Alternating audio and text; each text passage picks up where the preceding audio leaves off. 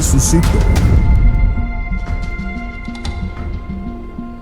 Ele vive entre nós outra vez. A Segunda Igreja Congregacional em Boa Viagem apresenta Nova Escola Bíblica Sela. Todas as quintas-feiras, às 19h30. Aqui no nosso canal do YouTube. Meus irmãos, a graça e a paz do Senhor Jesus, que alegria podermos juntos aqui, mais uma vez, estarmos iniciando mais um vídeo, mais um estudo bíblico na nossa Escola Bíblica Selah, pensando sobre o tema Ele ressuscitou, estudos bíblicos sobre a Páscoa no Evangelho de Mateus. Se nós observarmos, nós realmente estamos aqui já nos aproximando da etapa final da nossa série de estudos. A bem da verdade, a gente ainda tem este e mais outro estudo, chegando assim ao encerramento dessa temática tão edificante, tão importante para todos nós enquanto cristãos, pensarmos sobre os significados da Páscoa de Jesus. E hoje, portanto, a gente chega no penúltimo destes vídeos e temos diante de nós um desafio enorme, que é pensarmos sobre este que é o evento, obviamente, crucial, central, do qual desencadeia tudo o que nós entendemos sobre o Evangelho, que se ergue de fato como sendo o centro da mensagem do Evangelho, ou como diz o apóstolo Paulo nas suas cartas, o Evangelho é a palavra da cruz, e é a palavra da cruz que é a palavra da nossa salvação. Portanto, sempre que nós abordamos a crucificação de Jesus, a morte de Jesus, nós nos aproximamos, por assim dizer, como quem se aproxima de um terreno santo, de uma terra santa. Na mesma percepção que Deus fez Moisés conhecer quando estava diante da sarça ardente e que disse a ele: tire as sandálias dos teus pés, porque o lugar que você pisa é uma terra santa. Então, a morte de Jesus, ela possui tantos significados que teólogos têm se debruçado sobre a cruz de Cristo, e dali se extrai tantas perspectivas, tantos pontos de vistas que poderiam ser apresentados, porque de fato é um tema, sim, que está para além da nossa capacidade de sintetizá-lo. Por isso que na nossa abordagem aqui, nós não temos como observar detalhes mais minuciosos, como, por exemplo, as palavras que Jesus disse na cruz. Aqui já daria uma outra sequência. E, além disso, outros aspectos pormenores que têm ainda ali uma profundidade enorme. De modo que, para que a gente siga esta sequência, eu preciso, nessa abertura, antecipar para você qual vai ser a nossa abordagem. Como a nossa abordagem, desde o início, é pensar como Mateus nos apresenta a história de Jesus, a gente vai continuar com esta mesma linha de raciocínio.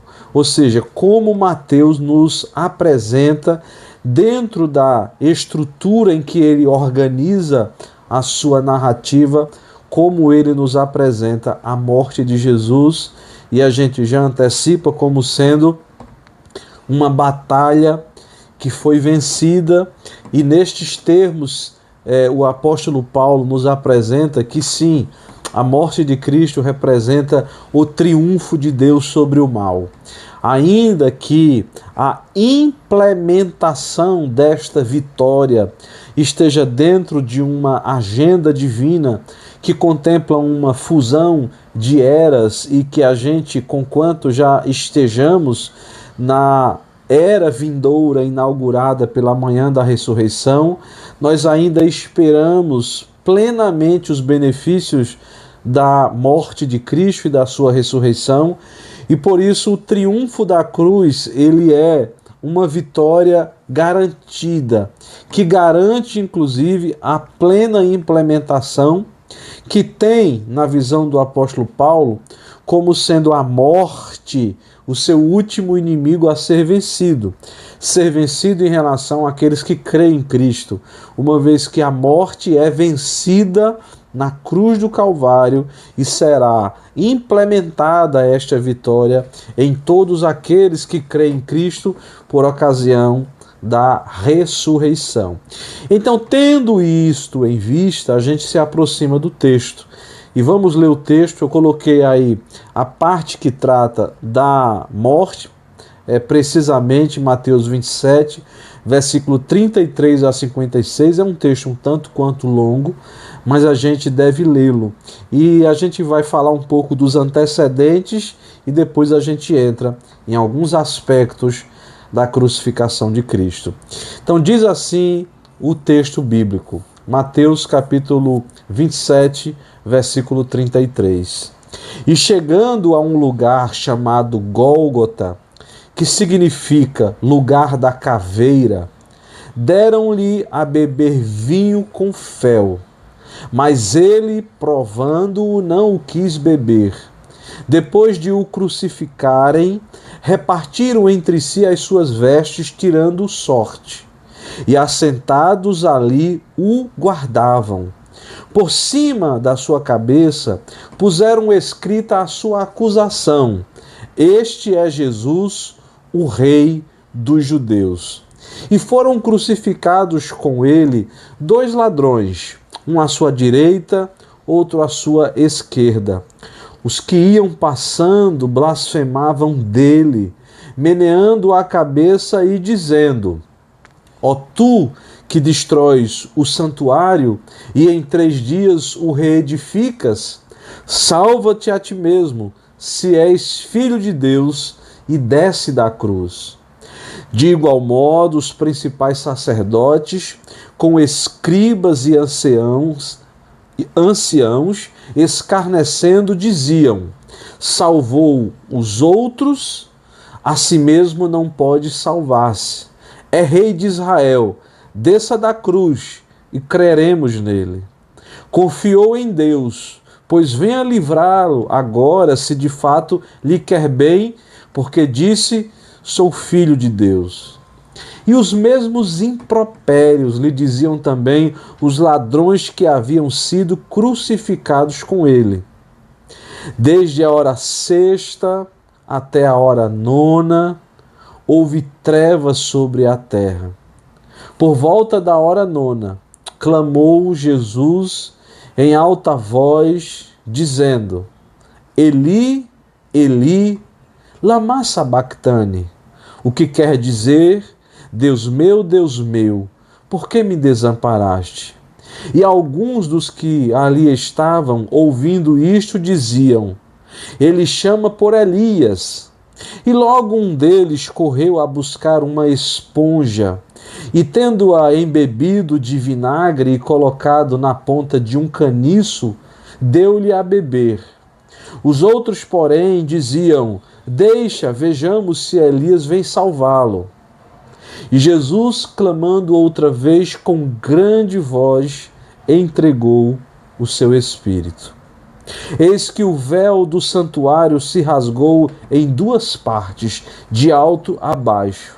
Tremeu a terra, fenderam-se as rochas, abriram-se os sepulcros, e muitos corpos de santos que dormiam ressuscitaram. E saindo dos sepulcros, depois da ressurreição de Jesus, entraram na cidade santa e apareceram a muitos. O centurião e os que com ele guardavam a Jesus, vendo o terremoto e tudo que se passava, ficaram possuídos de grande temor e disseram: verdadeiramente este era o Filho de Deus. Estavam ali muitas mulheres observando de longe, eram as que vinham seguindo a Jesus desde a Galileia para o servirem. Entre elas estavam Maria Madalena, Maria mãe de Tiago e de José e a mulher de Zebedeu. Meus queridos, diante de um texto como esse, um texto tão profundo, um texto tão marcante, porque registra com muita exatidão não só a morte de Jesus, mas também o sofrimento a que ele foi submetido. Muito especificamente, Mateus quer apresentar, mais do que qualquer outro evangelista, a natureza do escárnio, da zombaria, da vergonha a que Jesus foi submetido. Interessante perceber, obviamente, que antes de nós pensarmos um pouco sobre a crucificação propriamente dita, é interessante que nós possamos observar os acontecimentos que antecedem a crucificação. E estes acontecimentos que antecedem a crucificação demonstram de pronto para qualquer observador que nós não estamos diante de um acidente da história, mas nós estamos diante de um propósito. Eu acredito que este é o elemento mais importante quando a gente aborda o texto que nós acabamos de ler. O evento da cruz, o acontecimento da cruz, jamais se tratou de um acidente de percurso da história, mas de fato havia um propósito. E nós já poderíamos chegar a essa conclusão se nós já considerássemos o caminho que fizemos até aqui. A maneira como Mateus registra desde o início da sua genealogia, passando pelo batismo de Jesus, passando principalmente pelo momento em que ele declara aos seus discípulos mais próximos, depois da confissão de Pedro de que ele era o Messias e que ele estava determinado a ir a Jerusalém, sabendo as coisas que lhe sucederiam em Jerusalém. Então, nós não estamos diante de um caso fortuito, nós não estamos diante de acontecimentos aleatórios, nós estamos diante de um propósito bem definido. E quando nós observamos esses acontecimentos que antecedem a crucificação, fica ainda mais explícito que Mateus quer nos mostrar que nós estamos diante de um propósito, de algo que havia sido predeterminado e que Jesus estava empenhado em cumpri-lo obediente até o fim. Que acontecimentos são esses? Bom, antes da gente pontuar alguns desses acontecimentos, tem um autor de um livro muito interessante que, até onde eu sei, ele ainda não está traduzido em português, mas que o título é Lendo Mateus como o clímax do cumprimento da história hebraica, da história dos hebreus. E de fato, Mateus é sim, na medida que a gente vai lendo, ele é sim apresentado como o clímax do cumprimento de toda a história hebraica, que a gente, obviamente, se você vem acompanhando comigo estes estudos desde o primeiro, você vai perceber como Mateus está como um habilidoso artesão, conectando, ligando os pontos para nos mostrar exatamente que é este o propósito.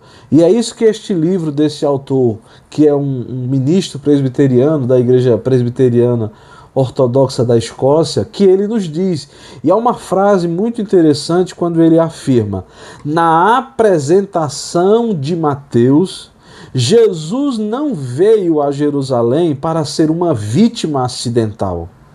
O comportamento de Jesus e suas falas demonstram que seu julgamento e execução na Judéia possuem tal significado escatológico que o leitor não teria dúvidas de que essa era a estratégia divina destinada a transformar tanto Israel quanto o mundo.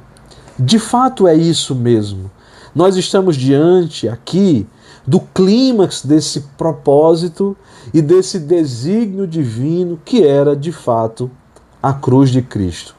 Uma vez entendendo isso, a gente vai perceber então que estes acontecimentos que antecedem a crucificação vão nos mostrando isso, e eu quero passar por alguns desses acontecimentos, sem obviamente ter a pretensão de analisar com mais detalhe, porque aí a gente nem teria tempo, uma vez que o objetivo dos estudos é apresentar estes grandes temas da Páscoa no Evangelho de Mateus, mas é fundamental que a gente pelo menos pontue algumas coisas.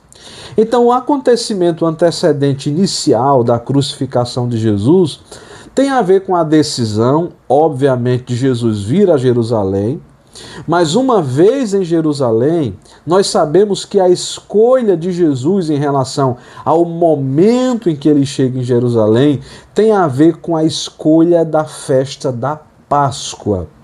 Jesus deliberadamente decidiu que seria no período da Páscoa quando ele viria a Jerusalém e as coisas que estavam para acontecer iriam acontecer. O versículo 2 do capítulo 26, por exemplo, quando Jesus ordena que os seus discípulos preparem o lugar para a celebração da Páscoa judaica, ele vai dizer-nos que sabeis que daqui a 2 dias celebrar-se-á a Páscoa. E ele acrescenta: e o Filho do Homem será entregue para ser crucificado. A primeira coisa que a gente precisa entender é que existe uma relação muito estreita entre a crucificação e a Páscoa judaica.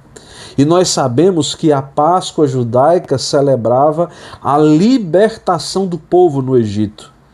E não sem razão, propositadamente, Jesus quis associar a sua morte de cruz também com a libertação de Deus, sendo que naquele momento era a libertação do Egito e da escravidão do Egito. Agora em Jesus nós estamos falando de uma escravidão mais profunda. Nós estamos falando da escravidão da morte e do pecado. Então, se no Êxodo nós temos o resgate do povo de Deus, em Cristo Jesus nós temos um novo êxodo. O resgate, não sem razão, nós chamamos de salvação do pecado e da morte. Então esse é o primeiro antecedente da crucificação que nós precisamos ter no nosso radar de compreensão à medida que nós vamos analisando estes eventos. O segundo deles tem a ver com aquele momento onde Jesus está participando de uma ceia na casa de um fariseu e naquela ocasião uma mulher se aproxima, uma mulher de reputação duvidosa, e, portanto, essa mulher que se aproxima de Jesus com um unguento precioso para ungí-lo, é inclusive vista com olhos de repreensão. E Jesus, então, afirma, dizendo que aquele acontecimento ali era a preparação do seu corpo para o sepultamento. No versículo 12 do capítulo 26, ele diz: pois derramando este perfume sobre o meu corpo, ela o fez para meu sepultamento. O ordinário é que o corpo fosse preparado para o sepultamento depois da morte. Como também com Jesus aconteceu, nós sabemos que as mulheres fizeram isso. Mas é interessante que em vida, Jesus já antecipa que o seu corpo estava sendo preparado e diz mais: aonde for pregado este evangelho, será feita menção à atitude desta mulher. Ora, não há como ter dúvidas que nós estamos diante de um desígnio definido. Jesus sabia que seria entregue e crucificado, como vimos na associação com a Páscoa, e isso é reforçado porque ele fala agora do seu sepultamento, para que não haja nenhuma falsa interpretação de que a crucificação seria alguma coisa alegórica, seria alguma coisa simbólica. Não, ele estava falando de morte mesmo, tanto é que ele aqui está falando da unção de um corpo se preparando para o sepultamento. Outro antecedente importante que mostra-nos que o fio condutor da história não está aleatório, mas há um desígnio, há um propósito, e Jesus tem o controle de todas as coisas, inclusive dos eventos, quando ele se apresenta mais vulnerável.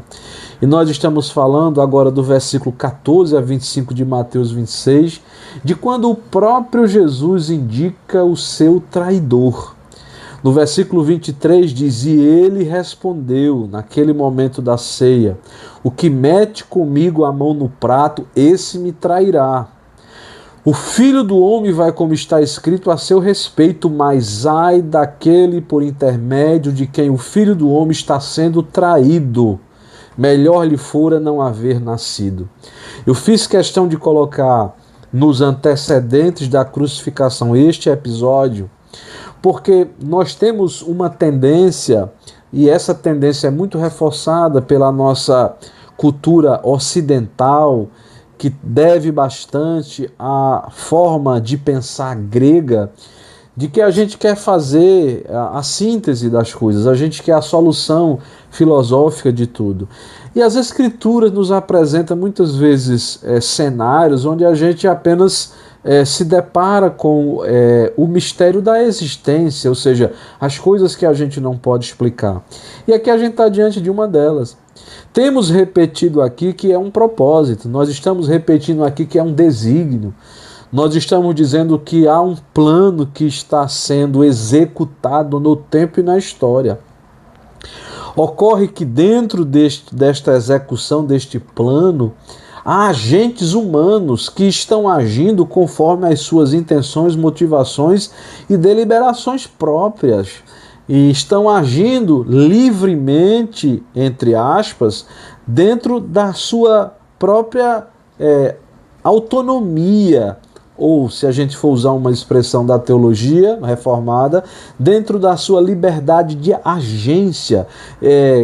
Não caberia falar de livre-arbítrio, porque isso pode soar uma autonomia para além, e não é disso que estamos falando, porque nesse sentido o livre-arbítrio é mera ilusão, mas é uma liberdade de agência onde o agente humano faz e toma as suas decisões deliberadamente conforme os seus impulsos e os seus pensamentos.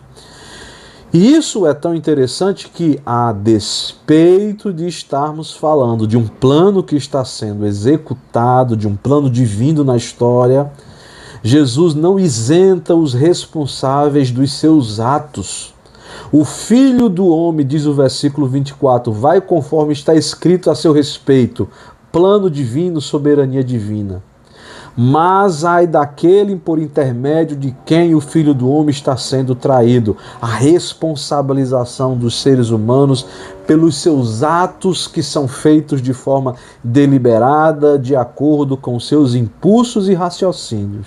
Aqui estamos diante de dois elementos que, ao longo da história da teologia, muito se tentou fazer a síntese disso aqui, ou explicar de forma plena e satisfatória, mas basta-nos que nós sejamos fiéis às Escrituras e aceitemos que a soberania divina não anula a responsabilidade dos homens pelos seus atos e pelas suas condutas, e eu acho isso fundamental que neste momento da história da crucificação de Jesus, isto esteja colocado assim em tela diante de nós, para que a gente não possa perder de vista nem um aspecto da soberania divina, nem das responsabilidades das ações dos agentes humanos. Seguindo nessa sequência dos antecedentes da crucificação, a fim de que fique claro para todos nós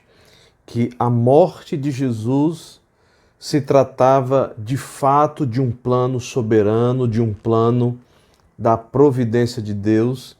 Nós chegamos aqui a esse quarto aspecto destes antecedentes que temos selecionados. Tem a ver com uma advertência que Jesus fez a Pedro. Naquele momento da ceia, quando Jesus faz a indicação de que ele seria traído por alguém que ali estava na mesa, houve uma certa confusão e Pedro, com o seu ímpeto que lhe era peculiar, ele diz: em verdade te digo, como está aí no versículo 34 do capítulo 26, em verdade te digo, disse Jesus a Pedro, depois de Pedro dizer que todos poderiam abandoná-lo, mas ele jamais o faria. Jesus diz: em verdade te digo que nesta mesma noite, antes que o galo cante, tu me negarás 3 vezes. Eu acho isso absolutamente interessante, porque se estávamos falando de que Deus é soberano e que neste propósito divino há também os agentes humanos que, de algum modo, a soberania divina, os agentes humanos concorrem para que os planos soberanos sejam executados, é notável que até mesmo este detalhe não se deixou passar desapercebido quando Jesus, afirmando que Pedro o negaria, dava como sinal o canto do galo. Então, eu acho isso tão interessante, como mostra-nos de forma cabal de que nenhum detalhe, nenhum aspecto está fora do controle providencial de Deus. Nós sabemos que ao longo do tempo surgem algumas visões teológicas que, com a dificuldade de aceitar, como falávamos, os aspectos da soberania de Deus e das responsabilidades dos agentes humanos, procuram uma síntese de explicação. E algumas tentam traçar a soberania de Deus como alguma coisa de que Deus comanda o macro, mas o micro, o menor, não está no seu alcance, digamos assim, de decisão. E aqui o próprio canto do galo dá testemunho de que tudo está dentro do controle e do governo providencial do Senhor, a fim de que este evento da crucificação ocorra conforme a soberania divina. Um quinto elemento antecedente da crucificação de Jesus tem a ver já com outro cenário. Agora nós nos deslocamos, digamos assim, para o cenário do Getsêmani, quando Jesus, depois de cear com os seus discípulos, canta um hino em direção àquele momento íntimo, mas de profunda angústia de Jesus. Ele leva os seus discípulos mais chegados, mais íntimos, e ele dedica um tempo de oração naquela vigília que culminaria com a sua prisão. E é interessante que os seus discípulos não foram capazes de acompanhá-lo nessa sua luta em oração, e eles dormiram, e Jesus vai uma, vai duas, até que no versículo 45 diz: então voltou para os discípulos e lhes disse: ainda dormis e repousais. Eis que é chegada a hora e o Filho do Homem está sendo entregue nas mãos de pecadores. Levantai-vos, vamos, eis que o traidor se aproxima. O que nos mostra que em todo o tempo Jesus estava muito consciente daquilo que iria enfrentar, suou sangue dada a sua angústia, mas ele, repare, acorda os discípulos para dizer: é chegada a hora, é chegado o momento. Um outro antecedente, ainda nesse mesmo cenário, é que quando chegam os soldados com Judas, que identifica Jesus por meio de um beijo, naquele momento, Pedro, no seu ímpeto, desembainha a sua espada e tenta acertar um soldado romano, ferindo-lhe a orelha, pelo que Mateus registra que Jesus cura a orelha daquele soldado e interpela Pedro com uma questão que é da maior importância para a linha de raciocínio que temos seguido aqui. Ele diz: acaso pensas que não posso rogar a meu Pai e ele me mandaria neste momento mais de 12 legiões de anjos?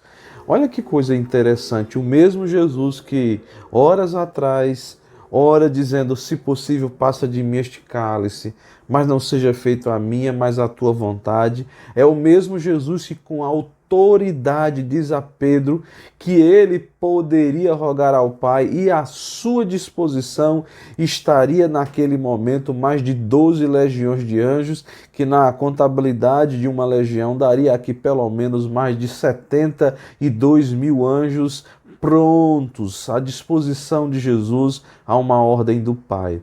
Mas é que a crucificação é uma confluência da vontade do Deus triuno, o Pai, o Filho e o Espírito. Assim, Jesus decide deliberadamente, porque ninguém tira a sua vida, como ele disse, ele voluntariamente a dava, em direção à cruz, e deixa com Pedro esta lição de que o que tinha que acontecer conforme os desígnios divinos aconteceria e o mal seria derrotado e o triunfo da cruz é o triunfo contra o mal, sem precisar fazer uso da violência, mas seria por meio do sofrimento e do amor altruísta que a cruz triunfaria sobre as forças do mal.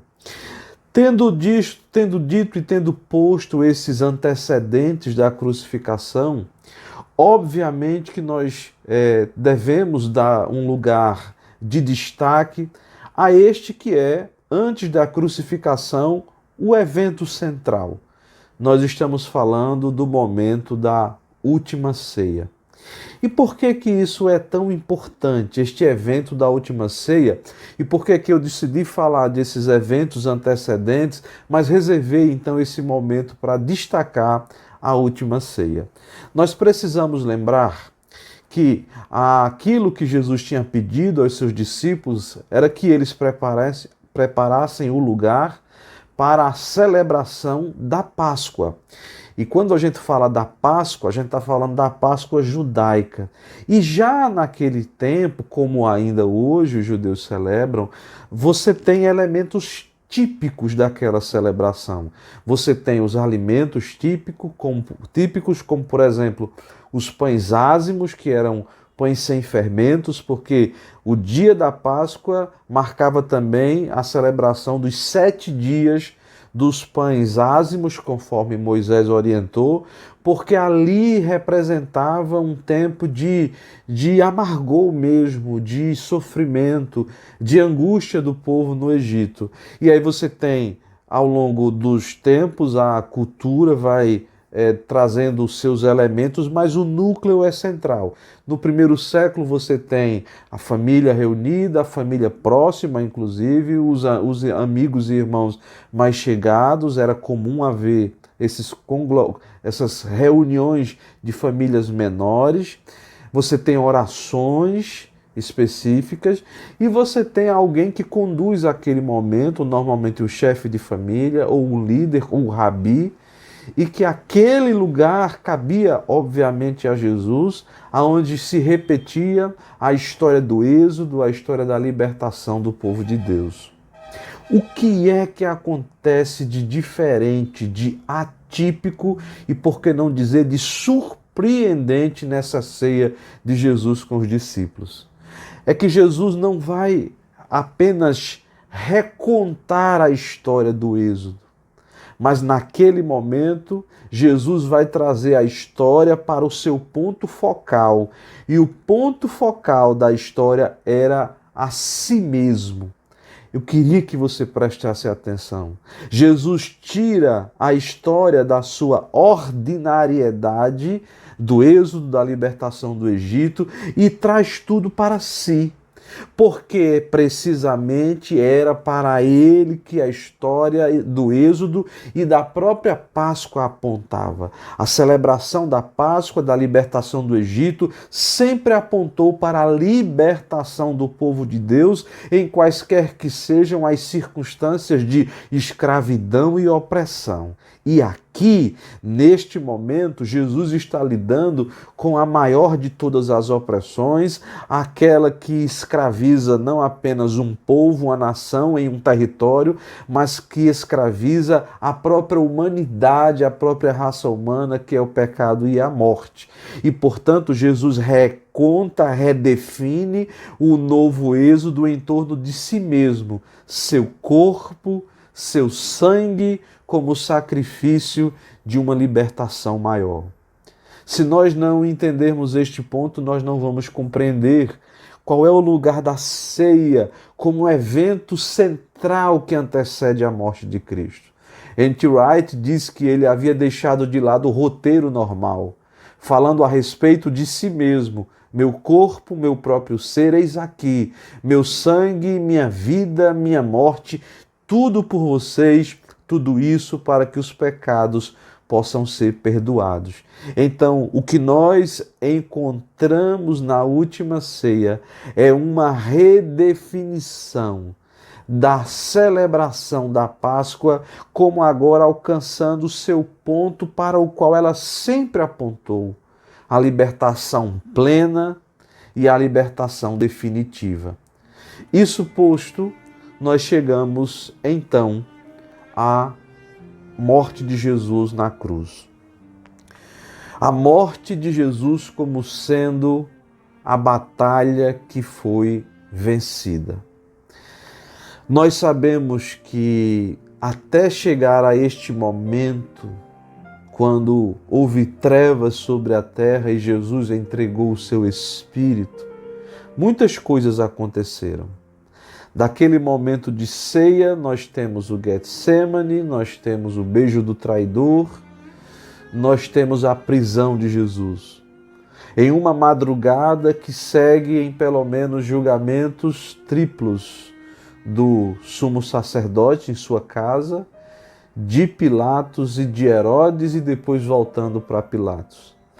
Nós encontramos os poderes do mundo representados ali e dando de frente a frente com Jesus, como ele mesmo disse a Pilatos: nenhum poder sobre mim você teria que do céu não lhe fosse dado. Jesus encara os poderes humanos, os poderes e as estruturas humanas e os enfrenta. Naquele momento também nós vamos encontrar o cálice da ira de Deus, do julgamento do povo de Israel chegando no seu limite, quando eles escolhem o criminoso Barrabás e pedem a crucificação de Jesus.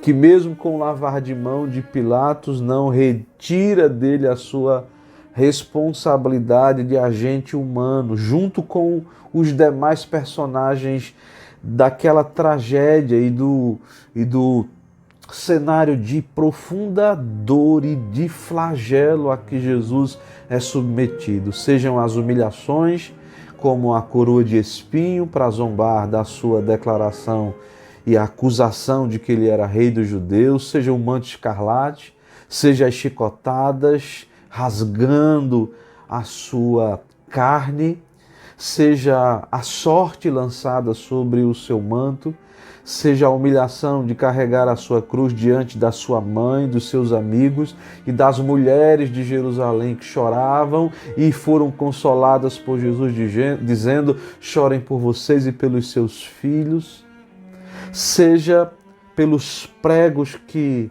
transpassaram suas mãos e pés, sendo ele elevado no madeiro junto com criminosos e sendo por criminosos zombados, e inclusive dando possibilidade ali de perdão para um deles e de promessa de redenção.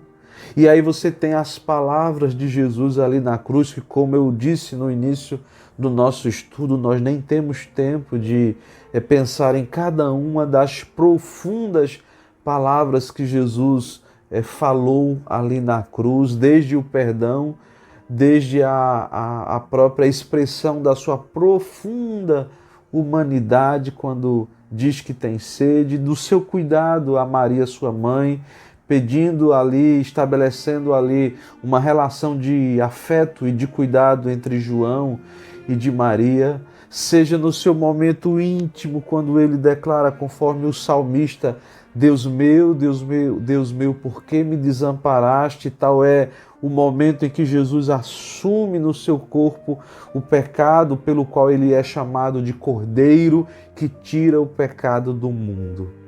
Até chegarmos no versículo aqui 45, quando nos é dito que desde a hora sexta até a hora nona houve trevas sobre a terra.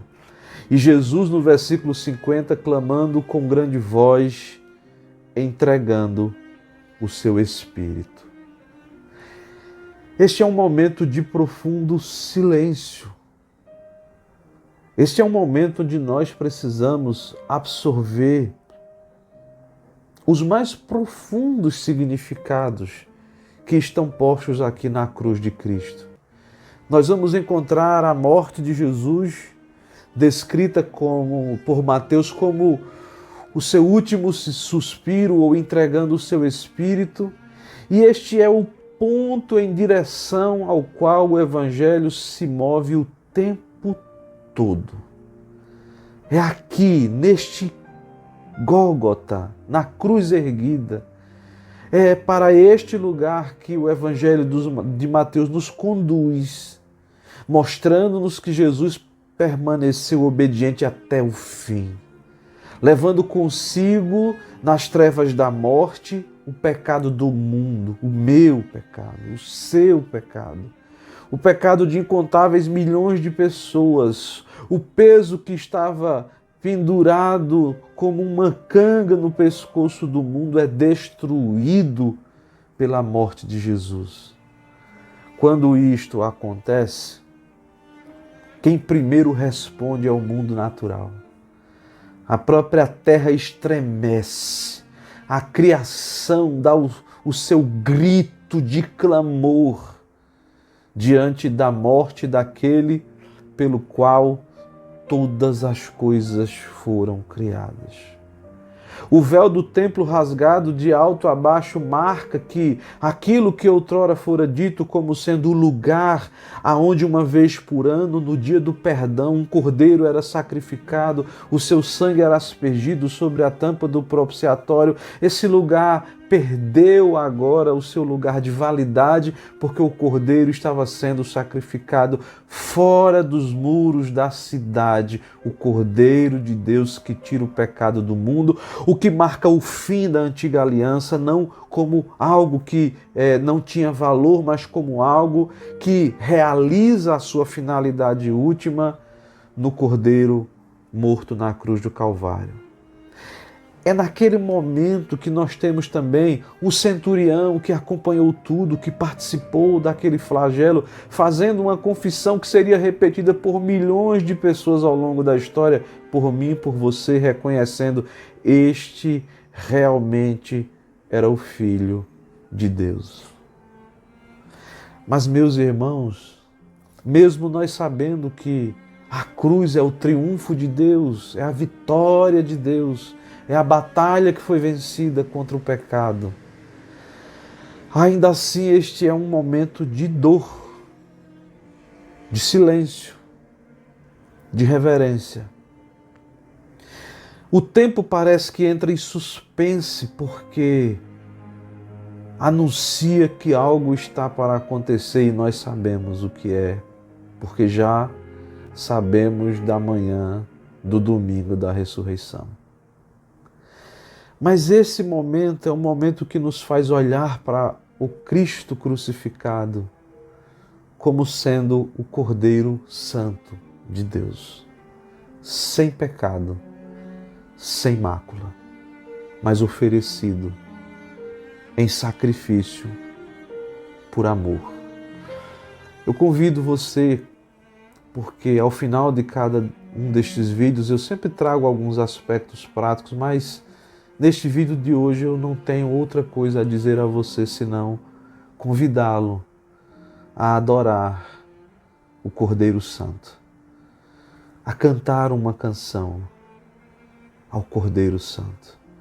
Eu deixo você com essa canção agora e que haja em seu coração, em sua alma, a reflexão e o quebrantamento, e que você pondere o Santo de Deus, o Cordeiro de Deus, que morreu e se entregou por nós.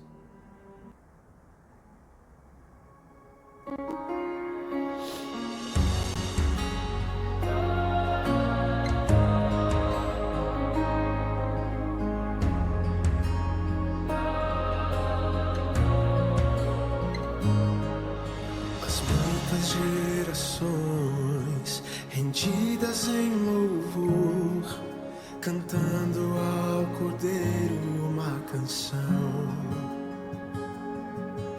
Os que em ti se foram e os que hão de crer, cantando ao Cordeiro uma canção. Teu nome é o mais alto, teu